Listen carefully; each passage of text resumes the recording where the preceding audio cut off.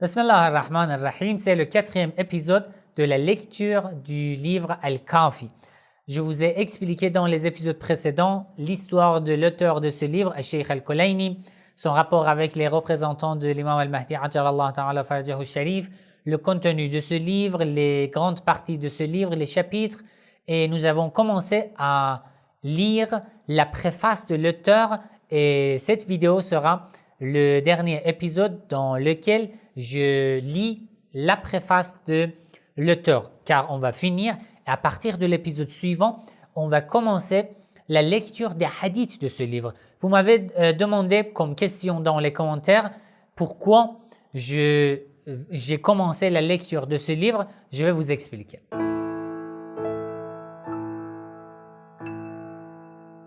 Avant de commencer, si ce genre de contenu vous intéresse, s'il vous plaît, cliquez sur j'aime, partagez la vidéo avec vos entourages, écrivez votre avis dans les commentaires. Qu'en pensez-vous? Est-ce que ce genre de vidéo, ce genre de contenu, cette série sur Al-Kafi vous intéresse, vous plaît ou non? Écrivez dans les commentaires votre avis, c'est très important pour moi. Alors, vous m'avez demandé pourquoi, un frère ou une sœur, je ne sais pas, m'a demandé pourquoi j'ai fait cette série de vidéos, la lecture du livre Al-Kafi, alors qu'il y a beaucoup de hadiths inauthentiques dans ce livre. Alors, je t'invite, mon frère ou ma sœur, à écouter d'abord ces derniers passages de la préface de Al-Sheikh Al-Kulayni qui explique pourquoi il a écrit ce livre. Après, je pense que vous aurez votre réponse et après, je vais rajouter des explications. Nous sommes arrivés à ce passage que un des croyants, un des chiites, a demandé à Sheikh Al-Kulayni d'écrire un livre dans lequel tout croyant trouve ses réponses religieuses. D'accord? La réponse de ces questions religieuses. Alors, Sheikh Al-Kulayni dit وَذَكَرْتَ أَنَّ أُمُورًا قَدْ أُشْكِلَتْ عَلَيْكَ. Mon frère, tu m'as envoyé une lettre, tu m'as dit que tu as beaucoup de problèmes dans la religion, que dans certains sujets, du fait qu'il y a de différents hadiths, parfois contradictoires les uns avec les autres, tu n'arrives pas à trouver une réponse. D'accord? Après, Sheikh Al-Kulayni dit, tu sais que la contradiction ou les différences dans les hadiths provient de quoi? Provient d'où? Il dit parce que la situation des hadiths, de chaque hadith, est différente avec celle de l'autre. Par exemple, un hadith est dit par un imam lorsque les ennemis, par exemple les soldats des Abbasides, étaient présents dans l'assemblée. Ce hadith devrait être différent avec un hadith qui a été dit par l'imam dans une assemblée où il n'y a que ces chiites. Un hadith qui a été dit par l'imam Ali alayhi salam est différent que celui qui a été dit par l'imam Ar-Rada alayhi salam. Parce que les conditions de la société de l'imam Ali alayhi salam étaient différentes avec celles de l'imam Ar-Rada alayhi salam. Il y a beaucoup de détails qu'il faut faire attention pour comprendre un hadith. L'histoire, les conditions de la société, les conditions de l'assemblée dans laquelle l'imam a dit un tel hadith. Le narrateur de hadith, est-ce que le narrateur de hadith, celui avec qui l'imam alayhi salam parlait, était un savant ou l'imam parlait avec un homme simple, un ignorant? Il était un musulman ou il était non musulman? Ça dépend. Et les hadiths se diffèrent par ce genre de détails. D'accord? Sheikh Al-Kulayni parle de ce sujet. Après, il dit, mon frère, tu m'as demandé, tu m'as dit que tu ne trouves personne, aucun savant qui t'explique ces hadiths et que tu m'as demandé إنك تحب أن يكون عندك كتاب كاف يجمع فيه من جميع فنون علم الدين. Tu m'as demandé que tu as besoin d'un livre kafin suffisant dans lequel tous les enseignements de la religion de tous les domaines des sciences islamiques sont recueillis, sont rassemblés. C'est pour ça que Cheikh Al-Kulaini a nommé son livre Al-Kafi, suffisant. Ça provient de la proposition de ce frère. ما يكتفي به المتعلم ويرجع إليه المسترشد. Tu as besoin d'un livre qui est suffisant pour un étudiant, pour quelqu'un qui veut être guidé, qui veut trouver des enseignements islamiques. ويأخذ منه من يريد علم الدين. Et celui qui cherche le savoir de la religion, la science religieuse, ce livre soit suffisant pour une telle personne. Encore وبها يؤدي فرض الله عز وجل وسنة نبيه وقلت لو كان ذلك رجوت أن يكون ذلك سببا يتداركه الله بمعونته وتوفيقه إخواننا وأهل ملتنا ويقبل بهم إلى مراشدهم.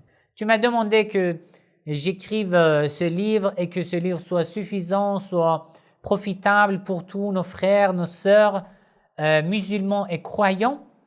Après, il dit فَعْلَمْ يَا أَخِي. Alors, sache mon frère, أرشدك الله qu'Allah te guide, أنه لا يسع أحدا تمييز شيء مما اختلف الرواية فيه عن العلماء عليهم السلام برأيه. C'est important. La personne qui nous a demandé pourquoi j'ai commencé la lecture de ce livre, alors toi aussi écoute bien, ainsi que tous les spectateurs, mes chers spectateurs. Pourquoi? Cheikh Al-Kulaini dit, vous pensez que c'est facile à distinguer le vrai hadith du faux? Alors, c'est Cheikh Al-Kulaini qui dit ça, qui vit dans les premiers siècles de l'islam, 3e et 4e siècle de l'islam. Il dit, pensez-vous que c'est facile? Non. Seuls les imams alayhimus salam pourront distinguer 100% les hadiths authentiques des hadiths inauthentiques. Nous, on fait d'après nos moyens, d'après notre savoir. D'accord? إلا على ما أطلقه العالم بقوله عليه السلام. Alors on dit, alors quelle est la solution? Comment on peut distinguer? Alors comme ça, on ne pourra pas pratiquer notre religion. Cheikh Al-Kulaini dit, nos imams nous ont donné une règle. Une règle. C'est quoi cette règle? L'imam As-Sadiq alayhi salam dit, Cheikh Al-Kulaini rapporte ce hadith, اعرضوها على كتاب الله فما وافى كتاب الله عز وجل فخذوه وما خالف كتاب الله فردوه. Lorsque vous trouvez un hadith, comparez-le avec le Coran. Si le Coran le confirme, فخذوه, prenez-le. Et si le Coran le refuse, فردوه, refusez-le. C'est fini. وقوله عليه السلام, encore un autre hadith, دعوا ما وافق القوم فإن الرشد في خلافهم. Si un hadith conforme les croyances de nos ennemis, il faut les refuser. Car nos croyances sont déjà claires. Si ils ont inventé un hadith et ils nous ont attribué ce hadith, vous devez être conscient. Et voilà. وَنَحْنُ لَا نَعْرِفُ مِنْ جَمِيعِ ذَلِكَ إِلَّا أَقَلَّهُ. Et Cheikh Al-Kulaini dit quand même en ayant cette règle, on ne peut pas dire que nous pouvons distinguer 100% tous ces hadiths authentiques des hadiths inauthentiques. Non. Nous, on fait d'après nos moyens. وَلَا نَجِدُ شَيْئًا أَحْوَطَ وَلَا أَوْسَعَ مِنْ رَدِّ عِلْمِ ذَلِكَ كُلِّهِ إِلَى الْعَالِمِ عَلَيْهِ السَّلَامِ, etc. Donc, d'après Cheikh Al-Kulaini, ce qui est apparent d'après ces passages, il a rapporté les hadiths que d'après lui, ces hadiths pourraient être bien dits par les imams alayhimus salam. Mais il a confié à nous de distinguer encore et encore entre le vrai du faux. D'accord? Alors, on lit, j'ai commencé la lecture de ce livre. Pourquoi? Inch'Allah, à partir de l'épisode suivant, la semaine prochaine, on commence les hadiths de ce livre. Chaque hadith que je lis, j'analyse d'abord la chaîne de transmission, les narrateurs. Après, j'analyse le contenu du hadith. C'est un cours de hadith pour augmenter vos informations, votre compréhension des paroles des imams alayhi salam. Bien sûr que cette série sera utile. Quand même, vous aussi, vous pouvez écrire votre avis dans les commentaires.